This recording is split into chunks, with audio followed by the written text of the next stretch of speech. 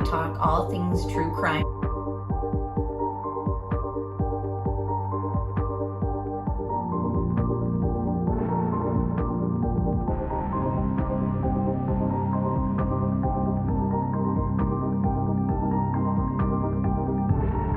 Made contact and shattered. Delivered to a missing 4-year-old. The parents have called in and advised that the mother had went for a walk, came home, now they can't find her, they've been yelling for her. Turn it over to another agency. Let's get some help. Where are your kids? They've been missing for 4 months. You have nothing to say? You're over here in Hawaii? Chad, where are Lori's kids? 4 were stabbed multiple times and were likely asleep during the attack. Some had defensive wounds. Most of them had just like one that was the lethal stab wound.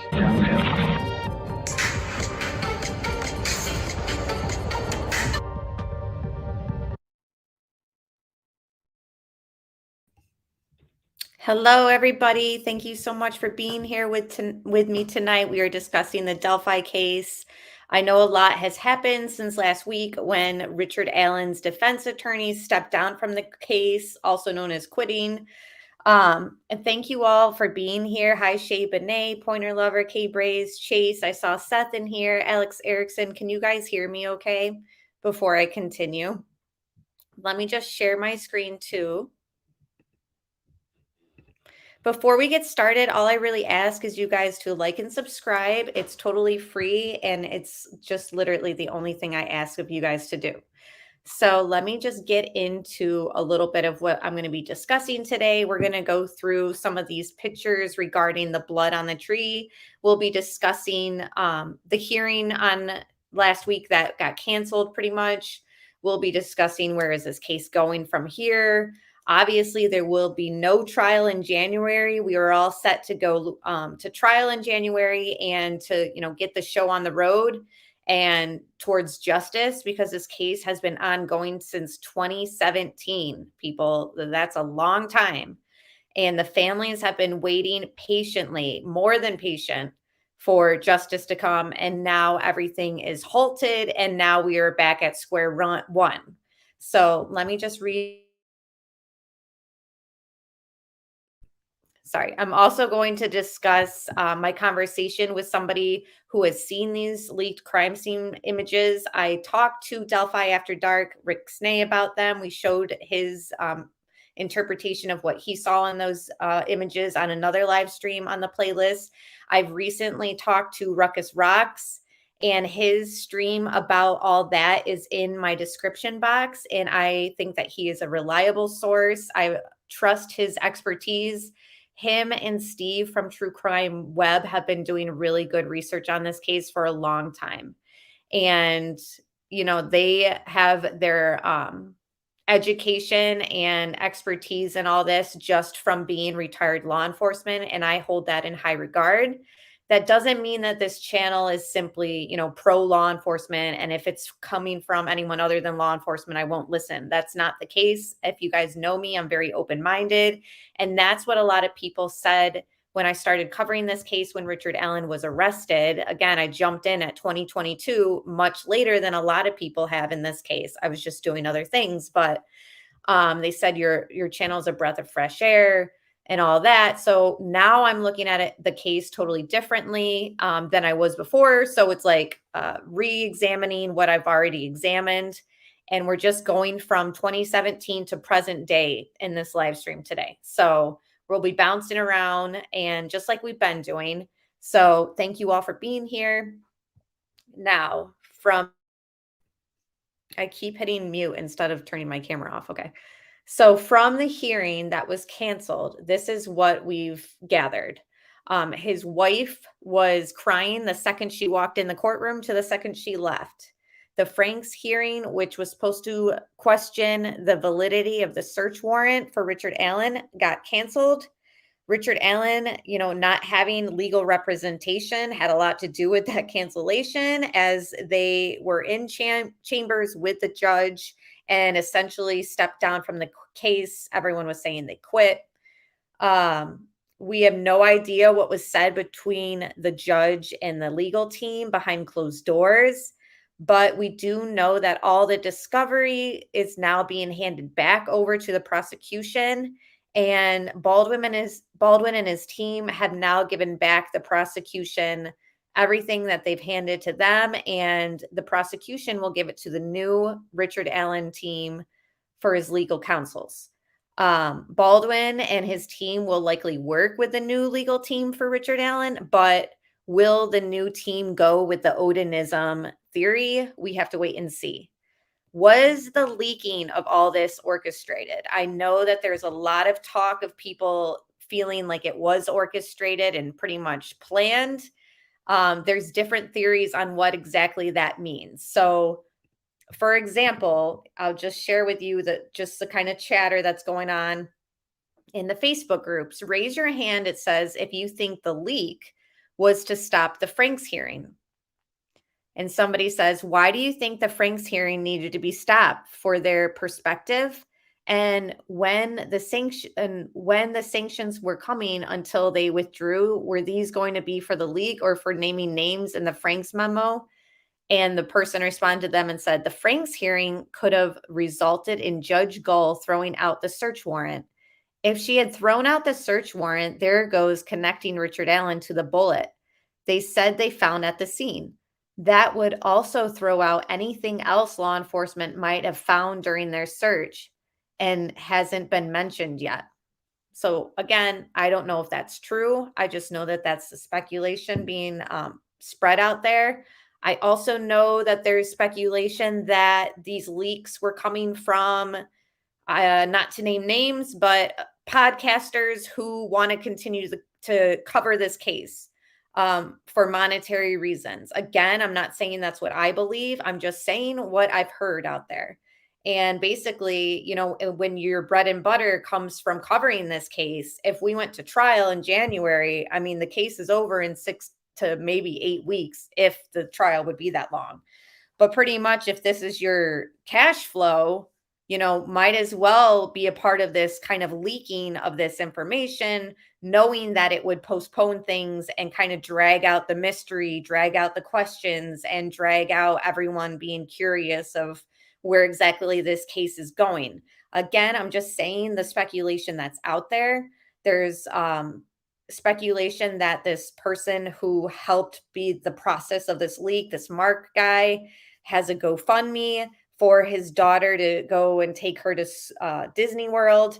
And there's speculation that this $2,000 anonymous donation that was given in that GoFundMe could possibly be people who wanted this leaked images from Mark. And that was a way to pay him through an entity, for example, GoFundMe, where it can't be traced like a Cash App to somebody's bank account or anything like that. You could easily explain to somebody, like, why did you decide, if they find out who this anonymous $2,000 donation to Mark was, say they get questioned in this investigation and they say, why did you donate $2,000 to him? All they can say is, what do you mean? It was for his trip to Disney with his daughter. Again, I'm just telling you the speculation that's out there. I don't know, but these leaks have obviously delayed justice once again. Other people have said, are the leaks due to the same people who leaked the other information, the Ron Logan search warrant and the Keegan Klein transcripts? All these seem to be coming out from people who are making money off this case. Again, I'm not saying that's what I think. I'm just saying what's out there. And I think that information that is leaked from a law office is very problematic. These images apparently were pictures of somebody taking pictures of a computer screen, and the computer screen is, I was under the impression that these images from the crime scene were legit, like taken by the crime scene investigation team. But what I'm hearing from people who have seen them, which I had not seen them, I have little pieces of the scene in this live stream that Ruckus Rocks has already shared in his stream, and he was nice enough to share with me also. But these little things have been out there for a few days that he shared on his stream. And basically people are wondering, well, the pictures are of allegedly, what I've heard, are images from the Discovery. So they're not actual crime scene from the crime scene unit, like you would see like on TV where they're like, the legit crime scene pictures. They're just pictures of somebody taking their phone or whatever and taking pictures of the computer screen that had their discovery pages on them. So that's what I've heard. Now let's get into a little bit of blood analysis, blood spatter, not splatter with an L. Splatter is for painting, spatter is for blood. So, everyone has seen this image circulating, which was also leaked by the Mark person who leaked the images to the podcast and probably everybody else. But pretty much, everyone was under the impression from the defense memorandum that this was an F. Some people see the F, other people don't. Some people think that this is spatter. Other people are thinking that it's deliberate, like too straight to be spatter. So that's just what I'm going to go through real quick with just some images of other scenes of spatter. So arterial spray.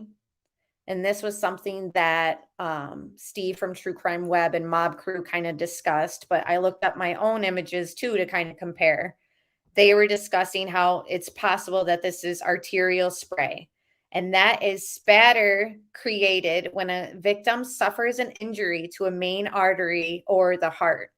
The pressure of the continuing pumping of blood causes the blood to spurt out the injured area.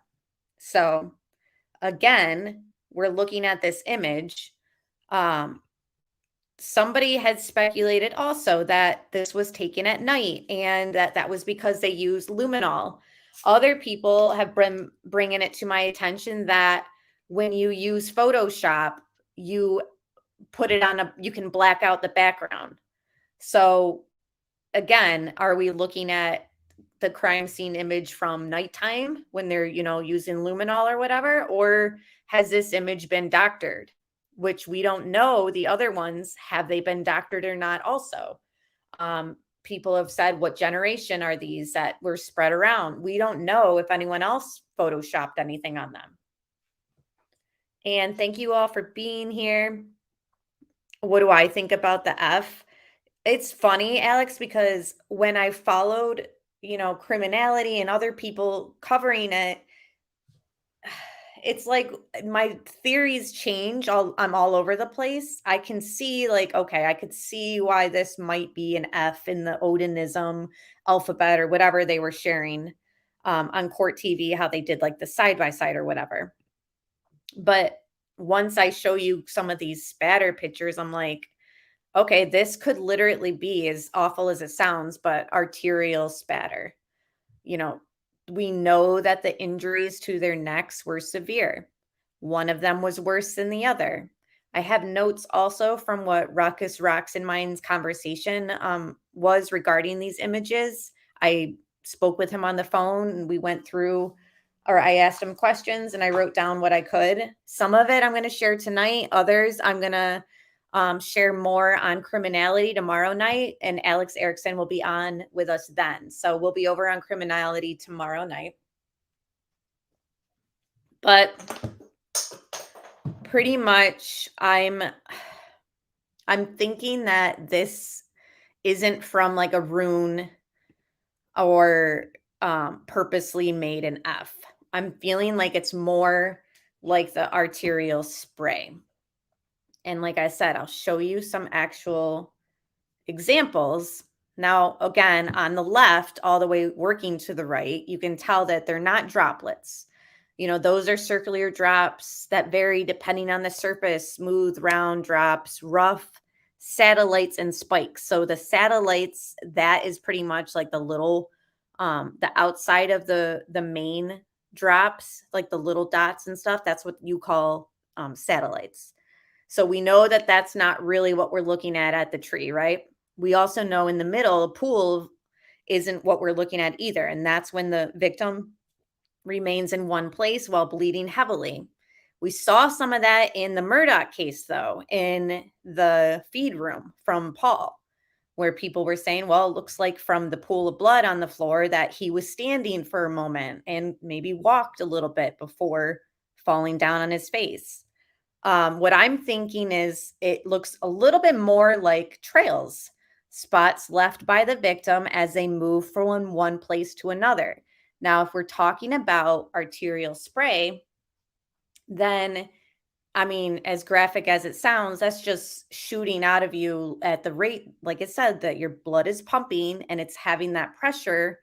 And it's like you see in these gory movies, it's just you can't control it, it just keeps going.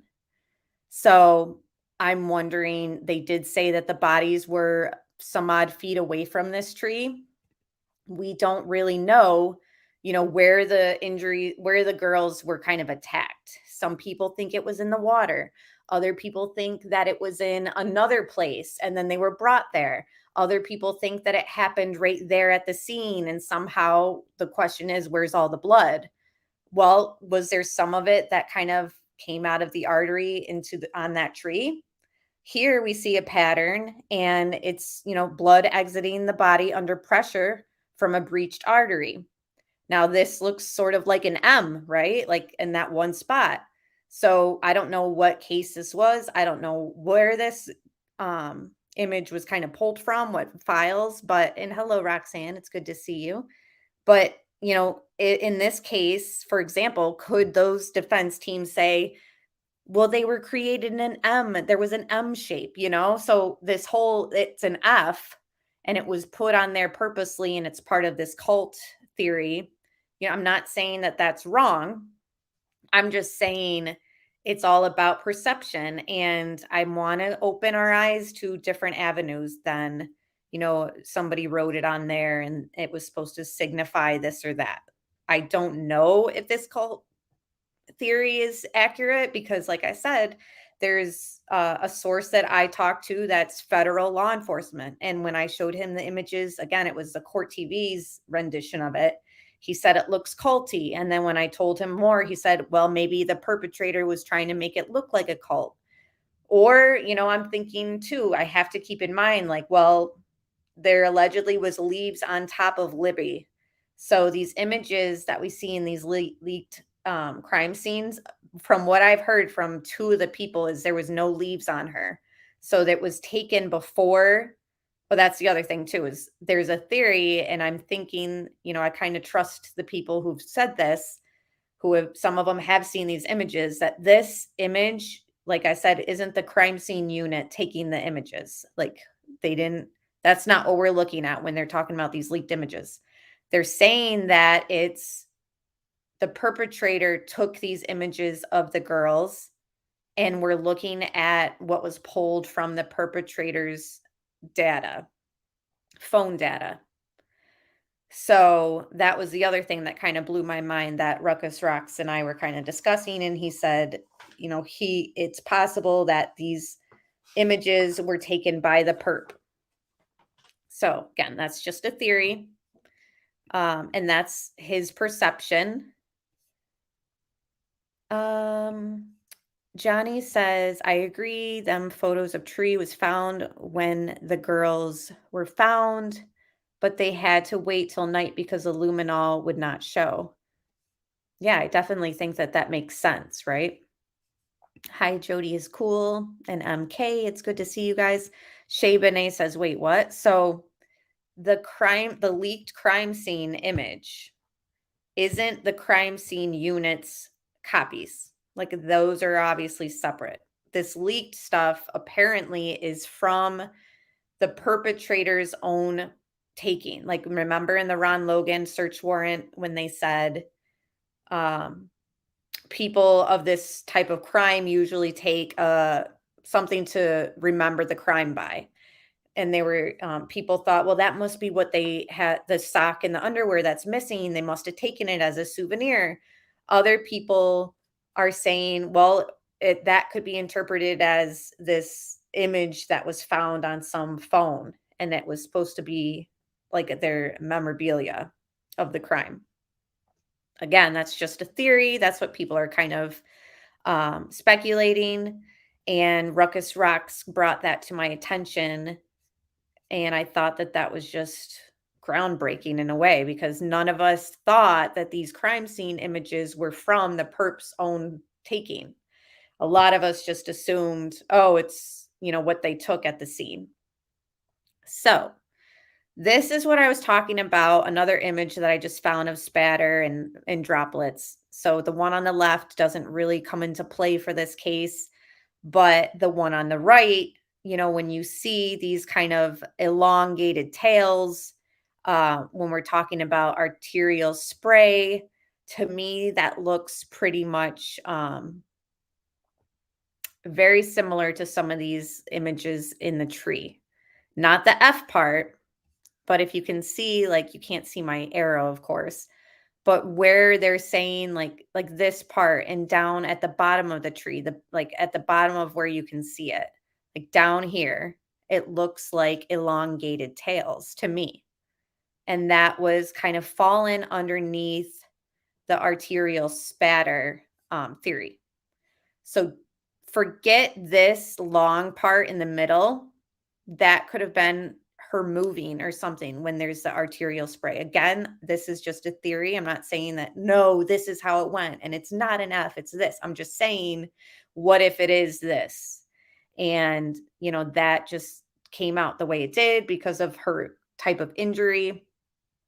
And yeah, so I just feel like some of these other parts in this image look a lot like these tails here on the left. So you guys let me know what you think. And hello, what are you guys thinking? This is an F or it's arterial spray? I'm just going to go back and show some of the others.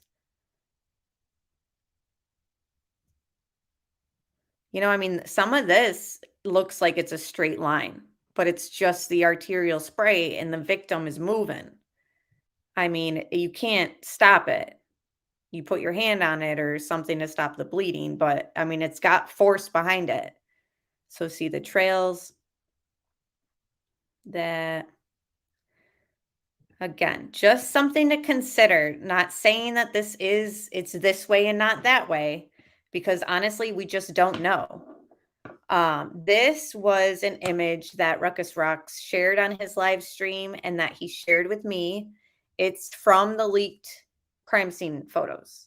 Obviously, there's no graphic images here.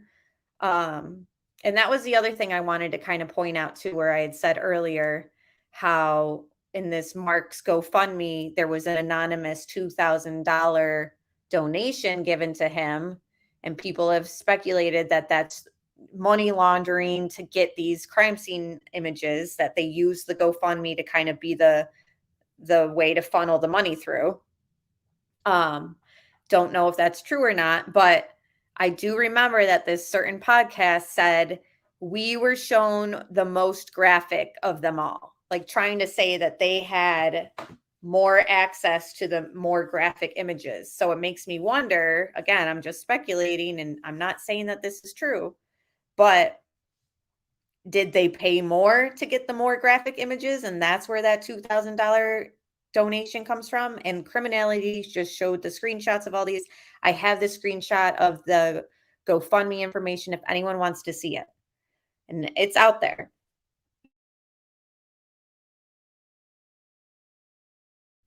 I still sort of have a cold, so I'm just muting real quick to kind of blow my nose. Sorry. All right. To be truthful, ATS News, we don't really know, but people see things and images different. Yeah, that's the truth. That's the truth. And you know what? That is the whole thing about the trial. One side in January was supposed to give their theory, and 12 jurors were supposed to be presented this Odinism aspect from the defense. And then 12 jurors were going to be given whatever the prosecution had to say. And now where would they fall? And it's like, what I worry about most is the reasonable doubt that has been sown in this case. Are you a crime scene analysis? Are you an expert on blood spatter? I actually took forensics college course. No, I'm not an expert. No. But I'm just showing you the sites that I pulled those images from, the spatters and all that, those examples, those come from very credible sources. Obviously, it was found on the internet, but you can look them up, and some were from people's thesis and all that. So again, all I'm saying is I just feel like reasonable doubt has been so sown in this case that would 12 jurors think that Ron Logan had nothing to do with this? Would 12 jurors believe that the two sketches are just one person, Richard Allen? Like Doug Carter said, if you combine both the sketches, I think you're going to come to the conclusion that it's Richard Allen. I don't know. Keegan Kline, where does he come in? And when we're talking about leaks, I mean, who leaked the Keegan Kline transcript? Who leaked the Richard Allen search warrant? Yes, we wanted that information and we combed through it. But when we're looking at it from a juror, that all that information was made public without law enforcement like okaying it. It was found by that podcast and put out there to the public. Journalism is one thing. In a lot of situations, law enforcement works with journalists in the media. We know that in other cases. They work hand in hand. They'll give them tips or something like that they want put out there to either deter a suspect or to pull information from the public of what you guys know and what you guys saw. This information that was leaked about Ron Logan and about Keegan Kline, that was never okayed by law enforcement. That was just leaked by the podcast. And I'm not here to talk crap about that. I'm just saying that this investigation has definitely been mishandled by, I think you can argue, people who have been covering this case and by law enforcement. I think there were mistakes made from day one, and we've talked about the mistakes made from day one. In fact, a retired FBI agent on one of the sites we looked at previously said he thinks that they were giving out information too slow and that the information should have been getting out to the public much quicker, asking the public for tips and stuff, or maybe releasing that video first instead of just the image of Bridge Guy. They didn't get the runes, aka the sticks that were laying on the girls in time. They weren't able to be confiscated and brought to the crime scene unit. They couldn't find them. Seth, I said hello to you. Yes, I see you. And hello, Punksy, and everyone else who has joined. So I don't know. There's just a lot of stuff in this case that the water has been muddied very much so, more than I think it would have been in other cases if people weren't leaking information. So to me, it's just this case has so many layers, and unfortunately, an added layer is information being put out there that law enforcement didn't okay. There's a reason why they hold things close to their vest. So anyways, do you guys see the bullet allegedly laying on the leaves here? And this was also something Ruckus pointed out. He said, I'm surprised no one else has shown this. No one else has pointed to this. But he said it was plain as day in between the girls that he sees an anomaly there. And he believes that it could be the bullet, the infamous bullet that is tying Richard Allen to all this, simply because Richard Allen owns a gun that is compatible with this bullet. Now, I think I see a bullet. But again, other people say, no, I don't see a bullet. I don't see anything. Hi, Marar. See, Marar says no. And other people said, other people see things that other people don't. I can also send this image, or you guys can just screenshot it and look closer too. So, I mean, there's no harm in looking at it yourself. But to me, They pulled that bullet out of the ground, so that wouldn't be the pic. There's no pics and evidence of them pulling it out. I never heard that they pulled it out of the ground. I heard that it was laying in between the two girls, like a couple feet away from them. I believe that was stated in Richard Allen's search warrant. But, you look at the surrounding of that bullet and you're like, what other shapes can I pull out? Do I see a bullet here? Do I see one there? Is that just a curved leaf? Either way, I thought it was interesting. I've seen Jesus in my biscuits and gravy once. Oh, that's the thing is sometimes you see things in the sky or in the clouds, and then other people look and they don't see it. Hello, Deco Painter and Tea. It's good to see you.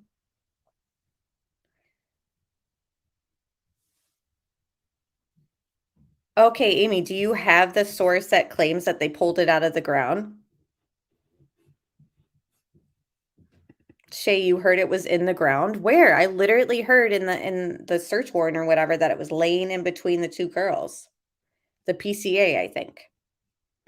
The biggest problem is people don't know how to mind their business. They want to dig through evidence and not what the police do or the FBI or let the police do or the FBI do their job.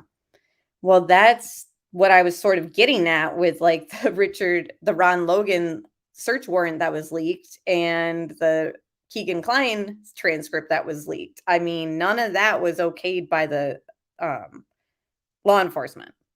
That was just leaked out there, and unfortunately, you can see that it was by somebody who profits off of covering this case. I'm not throwing shade, and all I know is I would rather look at people who cover this case who cover other cases too. Because I feel like a lot of people who have covered this case from 2017 or, just over the years and strictly stay in this rabbit hole of Delphi, I think that they've had blinders put on. I think that there's a lot of people who are set in theories in this case that are not willing to kind of step outside and maybe scratch what they think they know and go back over things and relook at stuff. That's just what I've seen. There's a lot of people who are saying Keegan Klein and Ron Logan have been cleared. And then there's Doug Carter who has come out saying nobody has been cleared. So I feel like in other cases, once you strictly only look at this one case, you get tunnel vision. And I think that even happens for law enforcement, which is another reason why I find it interesting that the Richard Allen arrest came in 2022, only months, less than a year after Ron Logan died. So if you look at it, it's kind of like, in my opinion, the search warrant for Ron Logan's property looked like FBI thought that he was possibly involved. Maybe he wasn't Bridge Guy, but they said that his walk was not inconsistent with Ron Logan's walk. They also said the voice in that video, the Snapchat video, was not inconsistent with Ron Logan's voice. It looks to me like FBI thought Ron Logan was possibly tied to something to do with this. I'm not saying that that's what I think. I'm not saying that that's the truth. I'm just saying, looking through that stuff, it looks as though they thought he came up with the lie for the probation breaking, when he broke probation and all that, to come up with a different alibi and all that. They thought that that was representation of guilt. And that's just what was leaked to us. I'm not saying that that's what law enforcement believes now or what ISP thinks. In fact, then we hear from the defense team that there were 3 detectives who thought this Odinism route was more significant than Richard Allen's route. So it seems like there's a difference in opinion between FBI, ISP, and whoever those detectives were who thought Odinism might be tied to this. So again, I'm just saying that going back over this case, what you think you know in it, I think that people need to kind of wake up and realize like you don't actually know that for sure. You think you know that that's what's being said and that's the truth, but is it? And now the trial is delayed. So this is something that was zoomed in. Let me check my notes. Believe it was on one of the pictures of the girls underneath their breasts. Now remember, these images that were leaked were images of the crime scene, images from the discovery. So the discovery files will have notes in them sometimes. Sometimes they'll have notes on them, like a sticky note or something. This was something else that Ruckus Rocks found that he thought was interesting. It could be something, it could be nothing. That's what I'm bringing it here for you guys to look at and give me. Yeah, Marar says, I can't get over the lost tip. Yeah, and you're going to, you know, your jaw's going to drop when I show you this one article too from 2019. Because that's the thing is Ron Logan dies beginning of 2022. And then all of a sudden they decide to go back through things, start back at the beginning, and then they find the Richard Allen tip. So what were they doing from all that time before Ron Logan died? You know, it seems like they were down the wrong path, in my opinion. Then they go back over and find notes, and it's a note from the very beginning, one of the first 2 days of this investigation, of somebody admitting to being there. I don't know. It's very interesting and noteworthy. Seth says, I don't believe in that so-called religion. Yeah, I think that it's a stretch, but at the same time, there's a lot of people who are holding on to it, especially with that one person's admission in the memorandum. And his name starts with an E. He's named after a very famous singer, the king of rock and roll. I don't want to name him on here because I want to keep some people's privacy, but this guy, apparently, his initials are EF, and he said, I am in a lot of trouble. I'm going away for a long time. I was on that trail and that bridge with those girls when they were murdered. There were 2 people there with me when it happened. I spit on one of the girls after they were killed. And so not only did Elvis make this incriminating statement, just said his name, but the defense put it out there. But his sister took a lie detector test and passed. Because he allegedly confessed to his sister, blah, blah, blah. Again, polygraphs are not admissible in court and they're only an investigation tool, but still, there's a lot of people who think that what the defense had in those documents was significant and enough to cause reasonable doubt. And for 12 jurors, are they all going to be on the same page? Especially with all these people floating around, Ron Logan and all that. And then did I know the sister was killed or in a fire? I heard, yeah. That's the other thing. And there's a lot of people in this case who have died. And hello, CDT. It's good to see you.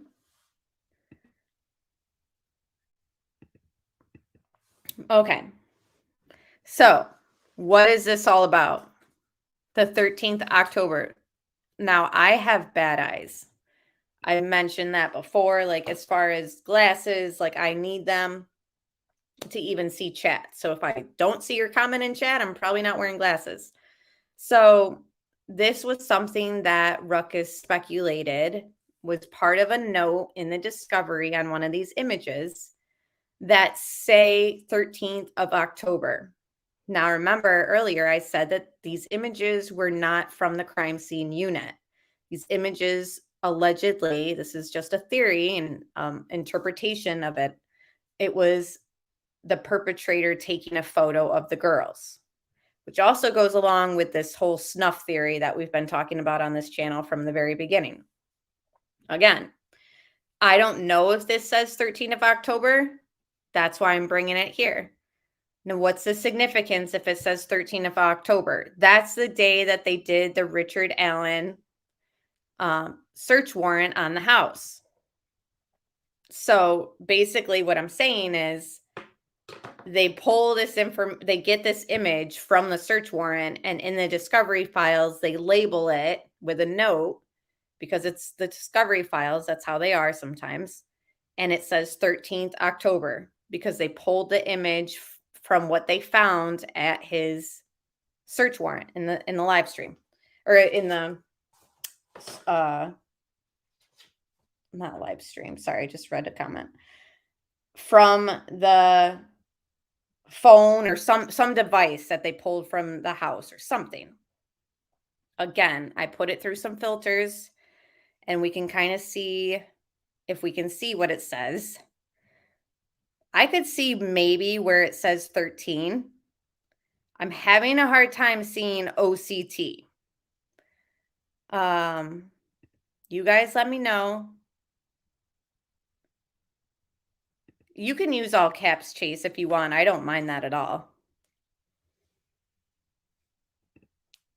So if this was saying 13th of October, then that is basically writing a note in there that this image was pulled from the day they did that search warrant.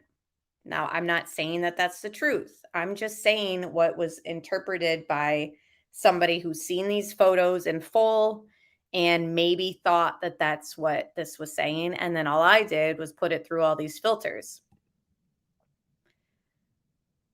I only see 13 or a B. That's pretty much where I came to as well. Like I could see where it says 13 or perhaps a B. Again, this is super zoomed in. It's from the leaked images. Don't know what it is. And it seems like everyone is kind of feeling the same. But even if we don't know what this says, if it is what we think it said, well, what somebody thinks it says, 13th of October, then, that's saying that this was pulled from Richard Allen's stuff and he's tied to it. Don't know because I'm not sold that it's only one person.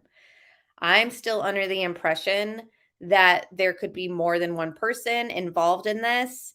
And it seems as though that's the majority of what a lot of experts are saying on this also, that they would be surprised if it was only one person, especially with the girls being moved and staged and all that. Now, could it have been done by one person? There's people who have done experiments in mimicking everything that we've seen in those images, like the ones that people have drawn out. And they timed it and they did it all themselves. But, the fact that they were moved and staged, we don't know what moved means. Moved 5 feet from where they were killed, moved 30 yards from where they were killed. We just really don't know. All right.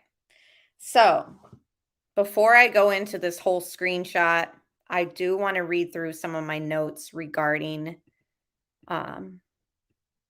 this stuff that was said to me from Ruckus Rocks, who's looked at the images himself. Now, in the other live stream that we did, I talked to Rick from Delphi After Dark, and we discussed, he pretty much gave what he saw and explained what he saw. There was something that wasn't the same between him and Ruckus. They both seen the images, and one of the questions I have was, did they look like they were wet? And Rick says no, they weren't wet. Now let me just look through. Well, the other thing too is I'll show you why I don't think that. I've heard that these images were leaked to over 20 people. 20 people. So we have a small list of people who've said, I've seen this, and they're YouTubers and podcasters. There's like a whole bunch of people apparently outside of that who have seen them. So when they all came out saying, and I deleted them immediately, who believes that the people who were leaked these images deleted them? Because I don't. I'm not trying to throw shade. I'm just saying, did you really? And not only that, things aren't ever really deleted. Once you delete it off your device, it's in the cloud. So you can pull it back. You know what I mean? So I really question, sorry, but I just don't think that people deleted them like they're saying that they did. That's just my opinion. I could be wrong too. Maybe they did delete them. So yeah, the in the photos though that were leaked or that Ruckus seen, the private areas were blacked out. So it looked like it was, like I said earlier, it wasn't done by crime scene investigators. It was an amateur person took the photos.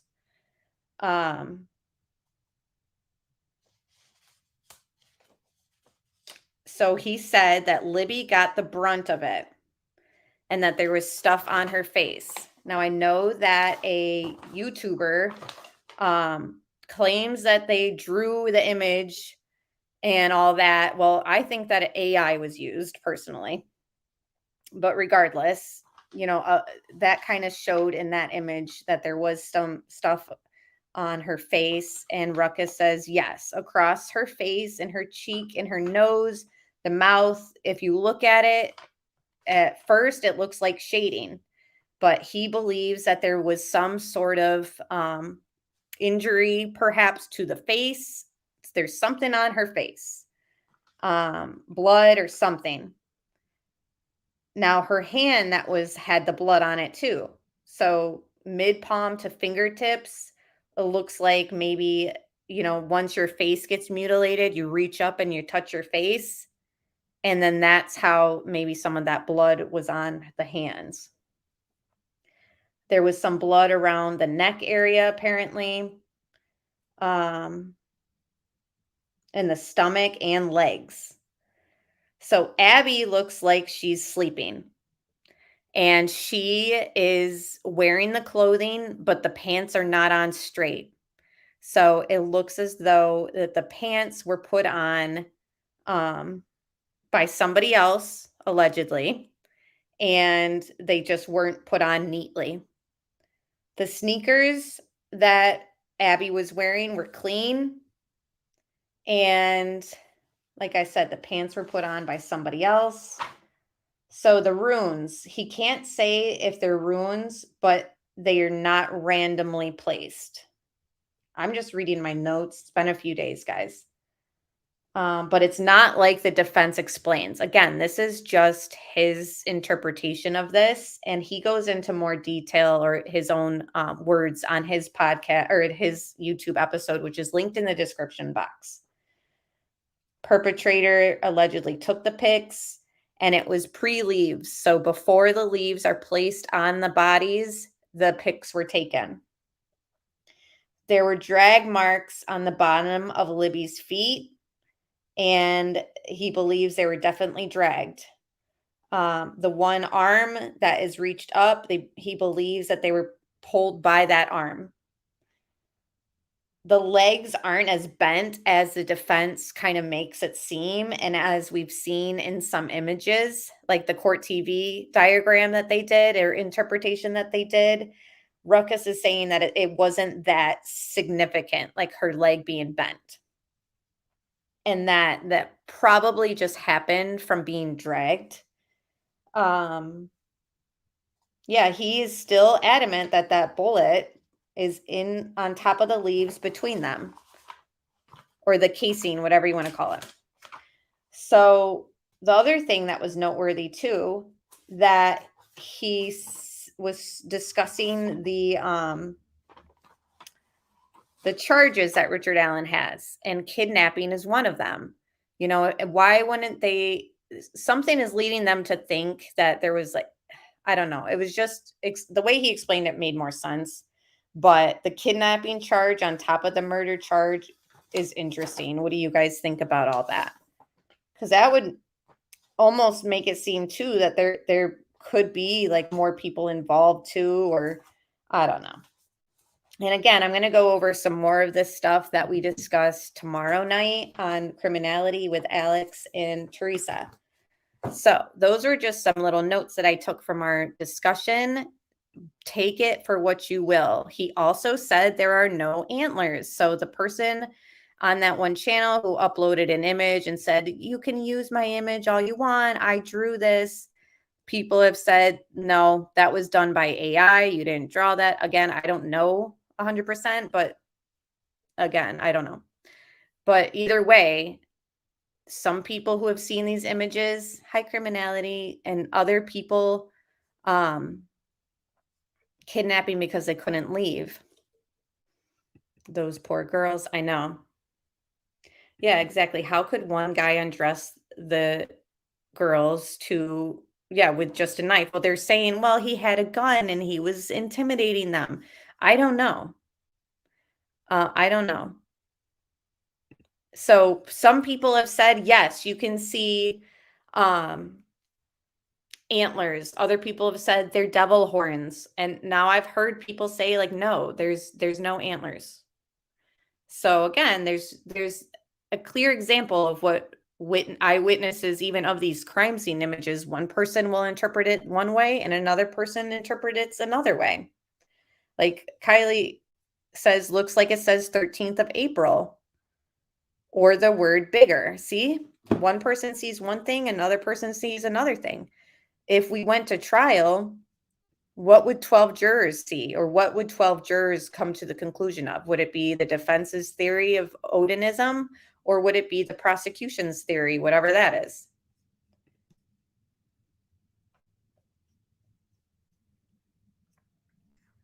Yeah. Johnny says, I agree. He took the girls someplace else. And that would be the first charge, the kidnapping, I'm assuming. And then murder 2 counts. Right. And then Mara brings up another good point, but no DNA. There's no DNA linking Richard Allen or, any touch DNA on these clothing. If we're to believe that they were dressed by the perpetrator, so there's no touch DNA. If there was more than Richard Allen would have said, makes sense to me, more than one. Would he have said? I don't know. That's the thing too. It's like, what would keep somebody from rolling on somebody at this point, right? That's the other thing. And that's, we have these people floating around as like, what part did they know and how much did they know? Telling them to go down the hill and they do it it's kidnapping. And that's the other thing too. Some people say bridge guy isn't the guy who says guys down the hill. Other people have said the person who says guys isn't the same person who says down the hill, so it's just, I'm the same way, Shay. I'm just not sold it's Richard Allen alone, if at all, to be honest. I'm thinking if he's involved, there's gotta be other people. I don't think it's possible for one out of shape person to pull all this off. Right. Even with a gun, because that's the thing too. It's like, okay, so you have a gun to control them and then you're going to risk having to fire it off if they leave or try to leave. And then what? It's during the day. We're talking about the afternoon. So just because a perp has a gun, that doesn't mean that he would be willing to risk, a gunshot going off. You know what I mean? So I just don't know basically anything. And where is all the blood? Exactly. And that's why people have speculated, well, it happened in the river. Then other people have said there's no way. And they just dumped the clothing in the river. And I don't know. Yeah, I'm thinking, Tony, as always, we are always like on the same page on so many different cases. We feel the same. I'm thinking river, and like you said, maybe another place, criminality. I don't know if you showed it tonight because I left chat a little bit early to go live, but she had sent me something earlier in the week about a report about this case early on, and there was some barn nearby. And there was talk in the groups, Facebook groups, and just web sleuths covering this case that thought that maybe the barn was where the murders took place. Okay, so anyways, getting back to the screenshot. Now, this was something that when I go back and forth with somebody in a Facebook group about a subject, I know that it's something good to bring to the chat here because, it's a heated debate. And this girl all day long would not step outside of what she thinks she knows and kind of, well, maybe look at it from this angle. I just, you guys know I'm open-minded, and a lot of my moderators and channels that I follow are open-minded people. So that's what I like. And I know that my chat is the same way. So that's why I wanted to bring this here. So they said something about Ron Logan being cleared. All I said was he passed away, and Doug Carter has come out saying that nobody's cleared. He's also come out saying, even after Richard Allen was arrested, that they were still exploring other people possibly being connected. Am I saying that Ron Logan is Bridge Guy? No. Am I saying that Ron Logan is a voice on the Snapchat video? No. Am I saying that he's actually the murderer? No. All I'm saying is, do we really believe that he knew absolutely nothing? You know, and other people have said, why would he let this happen on his own property? You know, that's a good question. But at the same time, like, it wasn't right in his backyard. Like, the property was so big that, like, what if he okayed something to happen there, but he didn't know that it was going to be to this extent? All I'm saying is no one was cleared. And unfortunately, since he's passed, it's a reasonable doubt aspect in this case that I can't let go of, and some other people can't let go of either. I don't think that he did the actual murders, but we do know that he went to the landfill that day. My moderator, Scottish Queen, was telling me and showed me the receipts. And it basically, you know, not only was his phone pinging in and near the crime scene around the time of the crime, but he had gone to the dump that day. And then people argue, well, of course his phone was pinging around there. He lives there. So of course it would kind of ping in that area. And that's true. And that's also proving he asked for a fake alibi. Yeah, that never looks good. And FBI said that usually implies guilt. So that Ron Logan search warrant that was leaked to us by that podcast, that was not okay to be leaked by law enforcement, all that information got leaked to us. And to me, it looked like somebody thought that Ron Logan was tied to some of this. Don't know what level, but you know, that was given to us by the podcast that leaked it. So basically, you know, just because his phone pinged in the vicinity of the crime and he lives there, that doesn't mean that he's involved in the crime, right? Because he lives there. But it also doesn't mean he wasn't involved. So I just want to lay that out there. Now, also, people are saying, shared this screenshot with me, arguing with me, he's cleared here. Look at this. So a month after the murders, March 14th, 2017, media reports connecting Ron Logan to Delphi murders is false. Probation violation, no connection to murder investigation. So some people might read this and think, see, he's not connected. Now, if you look at it through a different lens, if you can try to at least, because some people have a hard time kind of stepping outside of what they interpret this as, you could interpret it as, yes, this means he's not connected. Or you can look at it and you think, well, you know, they don't necessarily say that. They just say that charge, like the probation violation, had no connection to the Delphi case. So law enforcement conducts active investigations, and how they word what they release is important, the verbiage that they use. They can't out and out lie. They'll usually say no comment, or they'll say something that's sort of vague, or, you know, here it basically is saying, like, he was arrested for the violation of probation.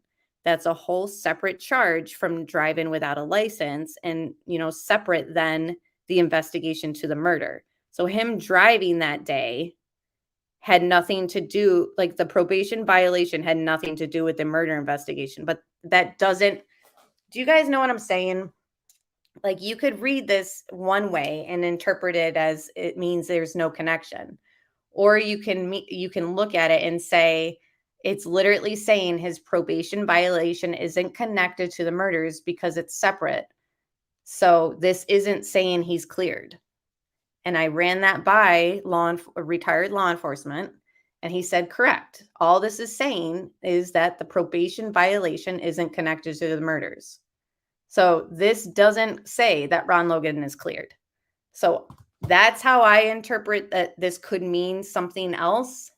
Other people will say, no, this means he's cleared.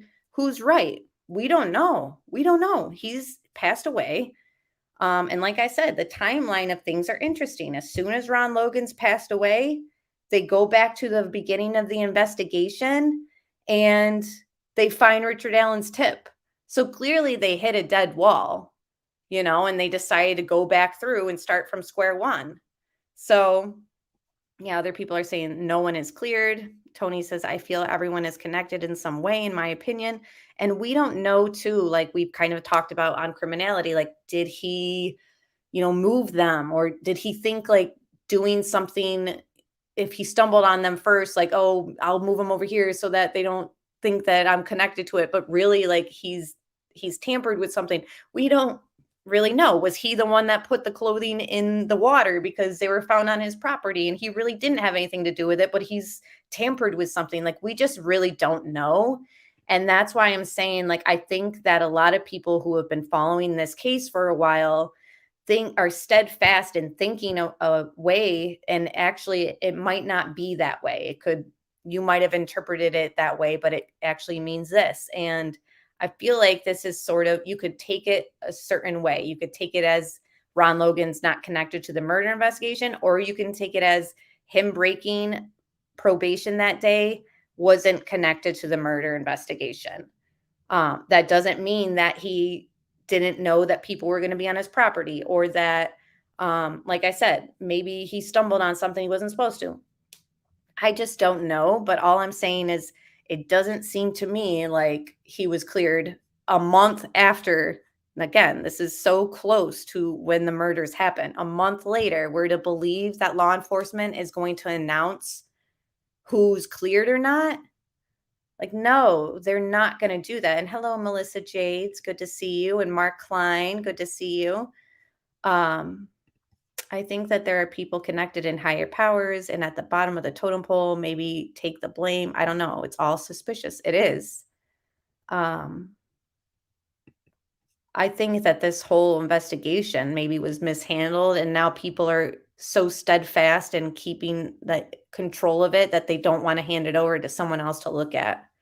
Even YouTubers or even web sleuths that have been following this, I think that a lot of people need to just look at it a different way, perhaps, or start over. So that's just what I wanted to talk about there. Now, I want to share an article because I don't want to be on too much longer. I really like to keep my stuff like an hour long. I stumbled on this in a group, and it's from, hold on, is this the one?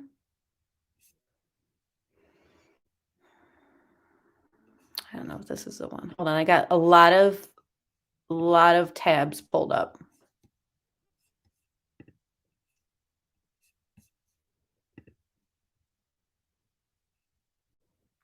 Just switching screens, guys. Hang on.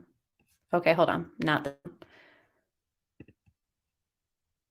And again, if you guys haven't hit like or subscribed, just please do so at this moment while I read this article.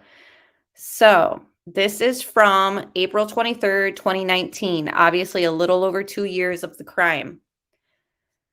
Blah, blah, blah, blah. They're talking about the new sketch and more video evidence that seems to leave the public with more questions than answers. They were enjoying a day off of school. We know that. Bodies were found the next day on the trail. We know that. The male suspect seen in this new sketch released on Monday is believed to be between 18 and 40 years old. Kind of a big gap, but may appear younger than his age. Okay. Former FBI agent at ABC News contributor Brad Garrett said the new sketch likely came from a new witness. So they're saying in 2019, someone that's come forward maybe alleging to have actually seen the guy they're looking for. The difficulty in any sort of sketch is that it's difficult, obviously, for people to remember exactly what someone else looks like. It's not uncommon for sketches not to be necessarily look like the person you're looking for, Garrett said, which can translate into false leads.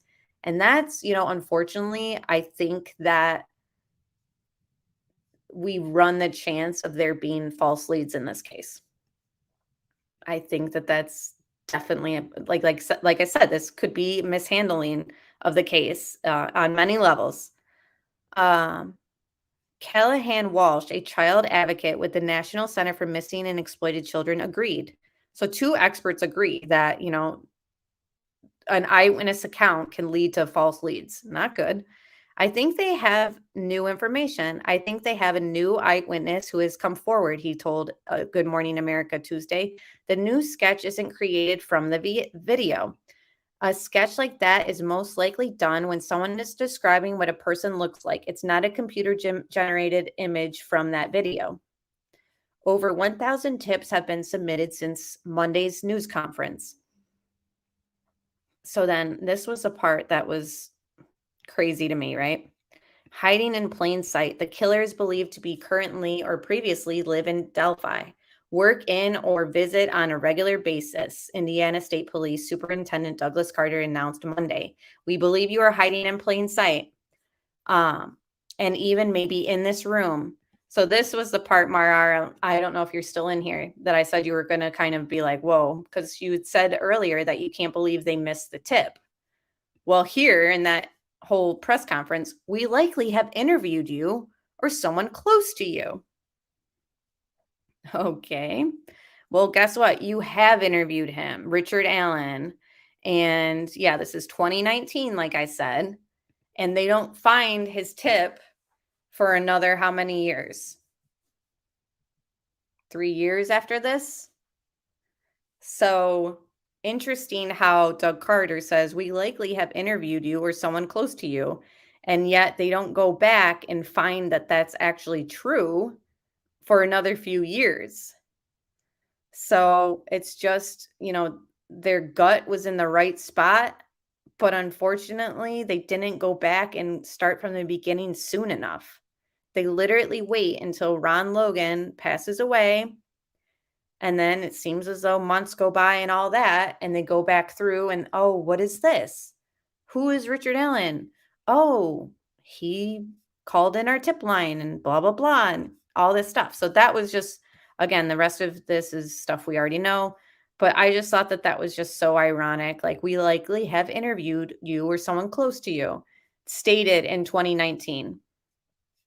So unfortunate that, again, years go by and they don't realize, like, yes, you have interviewed them.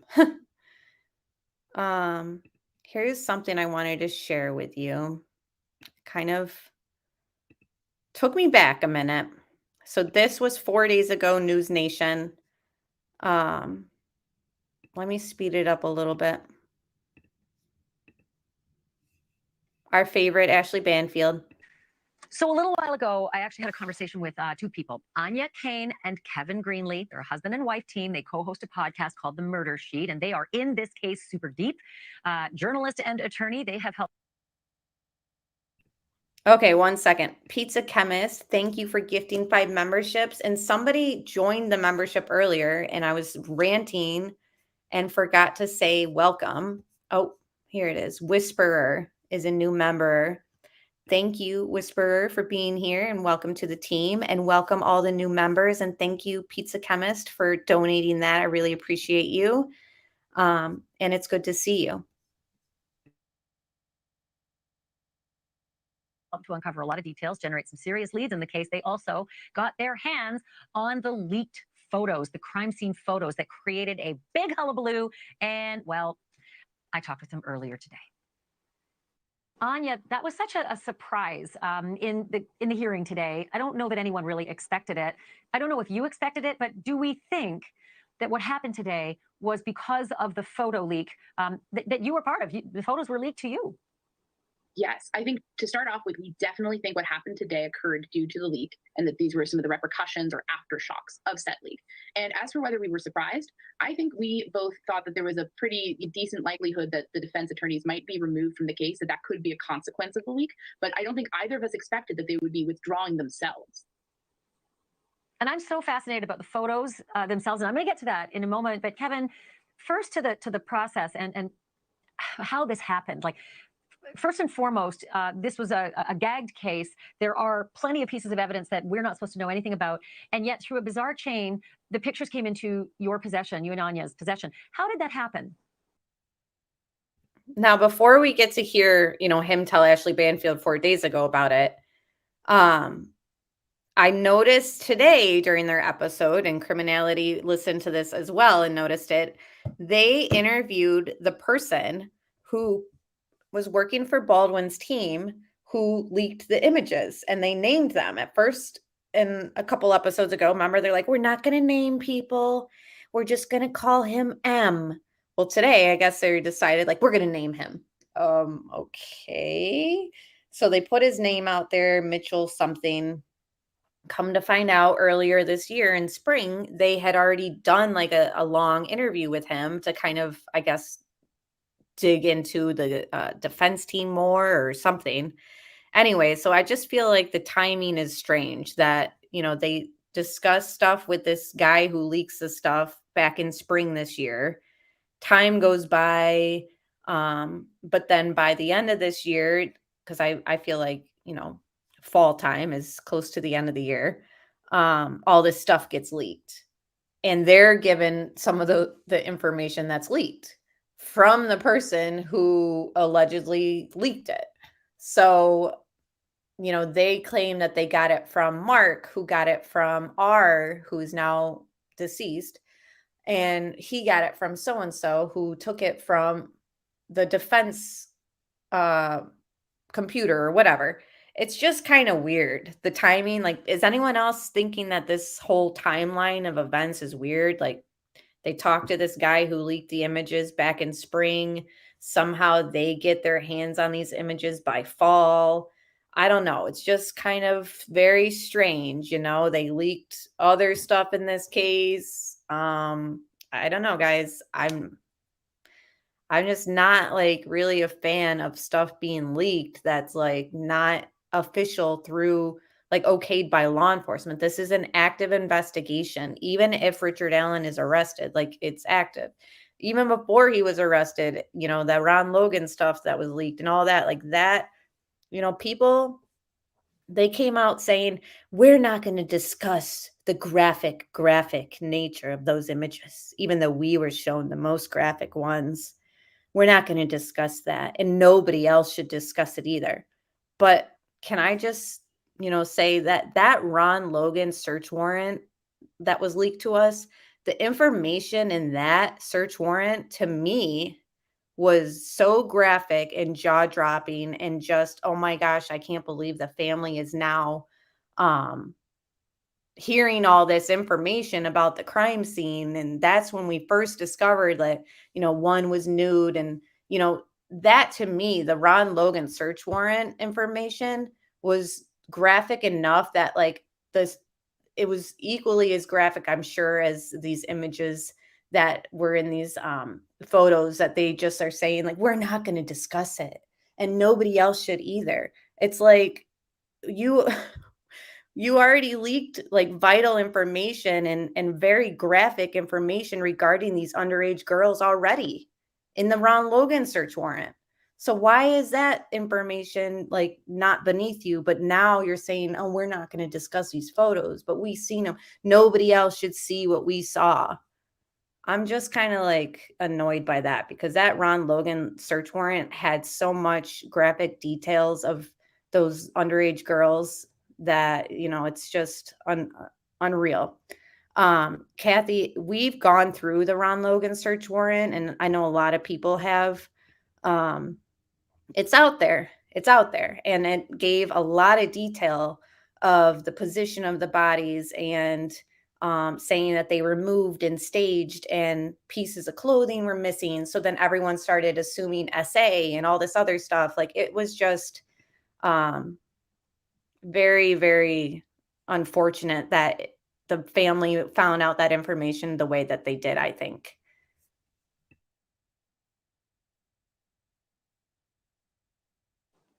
We were contacted by a source that we talked to before, and he sent us these images. And after we talked about it with him, he was pretty shaken about it. He was a little bit stunned that he had these. This is a father He didn't know what to do. And as we talked about it and the gravity of the situation hit him, he said, now he says he was a father. I'm assuming they're talking about Mark, because Mark had that GoFundMe for, I want to take my daughter to Disney World, which comes into play this anonymous $2,000 donation to Mark for this trip to Disney World. And, everyone wants to know, like, who donated this $2,000? And is this GoFundMe a money laundering scheme? Again, I'm just telling you what people are wondering. that we really should do the right thing, which to his mind was to go to law enforcement and give them full information about exactly where he got these images. And then were you able to tell law enforcement where your source got his or her hands on the photos?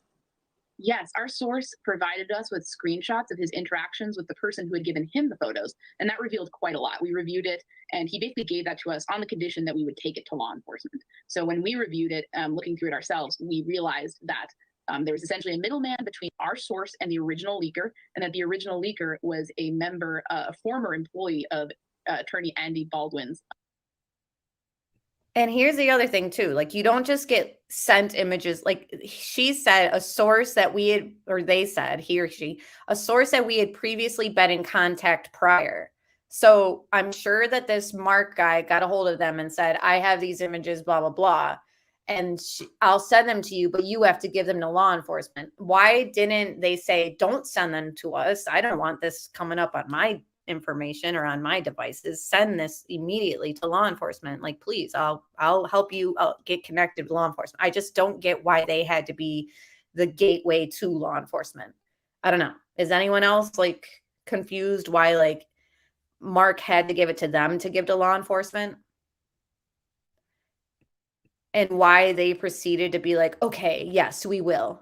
It's like you were sitting huddled around your computer looking at these images, and then you decided, okay, call them up. Let's call up law enforcement. I think we've looked at this enough. It's just very like cringy, like to imagine.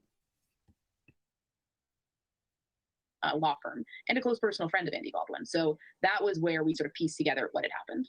Good night, MK. And why I pieced together that I figured today happened because of that. I mean, with that direct sort of chain link all the way back to the defense attorney, it made me wonder, well, what's this defense attorney going to say in court about that? So, Kevin, I know all responsible news organizations have to really measure the journalism versus the impact on a process. And clearly you both have decided that the murder sheet wasn't going to put those photos out there. Kudos to you.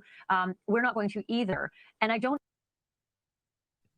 So I just want to pause it there and replay that for 1 second. You decided that you're not going to put these images out there. Kudos to you. And we're not going to either. So does that mean Ashley Banfield has these photos? And if so, how did she get them? And you can only wonder how, if that's what she's saying, who gave them to her? Because she literally said, but we're not going to either. Is she just lying to kind of make it seem like the News Nation has the inside scoop too? Or did somebody give them to her? And who is that somebody? Is it the people who are on the show with her? Like, oh, come on. I don't know. I'm just saying, I caught that, like, when I seen this, I was like, what does she mean by that? And we're not going to either. So they're both high and mighty because they're all deciding, we're just going to look at these images, but we're not going to put them out. Well, News Nation, you can't put out images like that anyways. So murder sheet wasn't going to put those photos out there. Kudos to you. We're not going to either. And I don't know how far, Kevin, you're prepared to go to describe what it was you saw. What can you tell us about those pictures that you saw that were leaked from the case? I think they were crime scene photos, and they were graphic. They were disturbing, and just looking at them, it was obvious that they were authentic. And beyond that, I think they just leave it to the imagination. They were very disturbing images.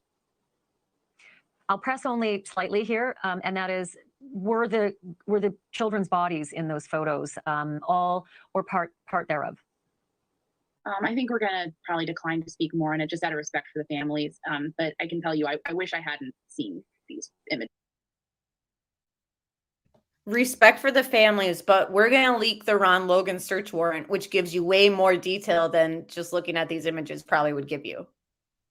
Like, Give me a break. Sorry, I don't want to turn this into a bashing fest, but I'm sorry. It's just very strange.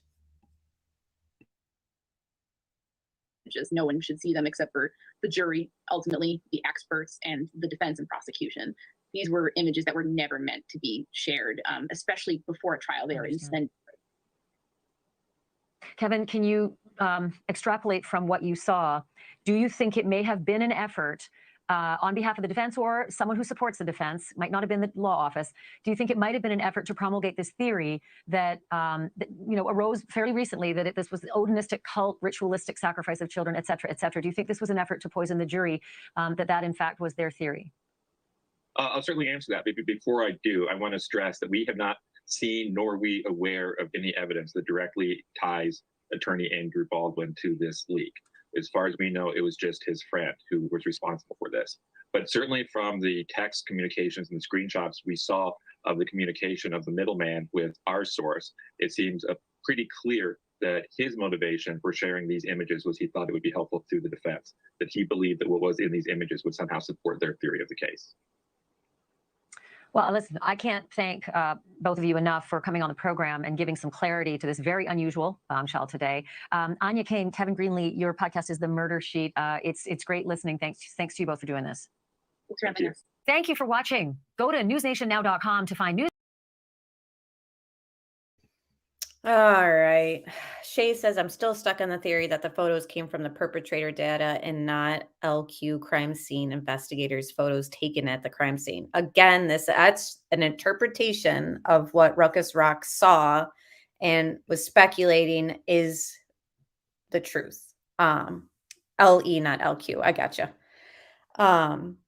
Again, we'll have to, I don't know if we'll ever be able to find out the truth because I haven't seen these images, but it seems like that was an expert's opinion on what he was seeing, that it's possible that they were amateur photos. So there is more that we can discuss tomorrow night on criminality. We'll be on there with Alex Erickson. I'm not sure the time. It'll be after 7 p.m. Eastern, though. I know that. But I really appreciate you guys going through some of this stuff with me and just kind of combing through this case from square one, because I think that that's what this case sort of needs, because there is so many twists and turns. And again, people who have seen these images can't even agree on what they're seeing.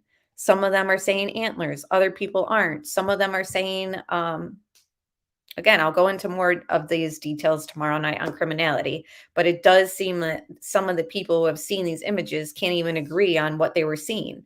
Some of them have them at 1 degree and others have them more in like a V shape, like the defense explained it. So I don't know. But I do think that we'll be discussing this case for a while because, like I said, there's not going to be this trial in January like we had planned. And that's the other thing too, that's like I said earlier in the stream, that's noteworthy. Once this trial takes place, we here on this channel and in other channels that I follow, we cover other cases. We can comb through other cases and we're not just, we have nothing to cover now because this case is over.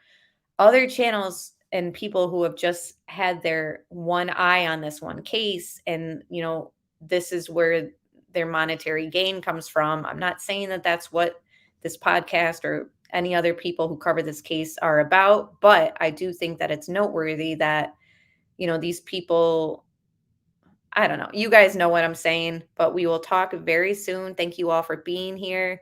And our next live stream will be Friday night. I'm not sure what case we'll be discussing. If there's a new Ruby Frankie episode on Hulu, I'll go through that. Maybe we'll do another Idaho 4 Biggest Mysteries and Questions episode because we only did 2. But there'll be something to talk about. But I really appreciate you guys all being here with me. And I hope to see you tomorrow night on Criminality's channel. And we're going to discuss this further. So bye, everybody.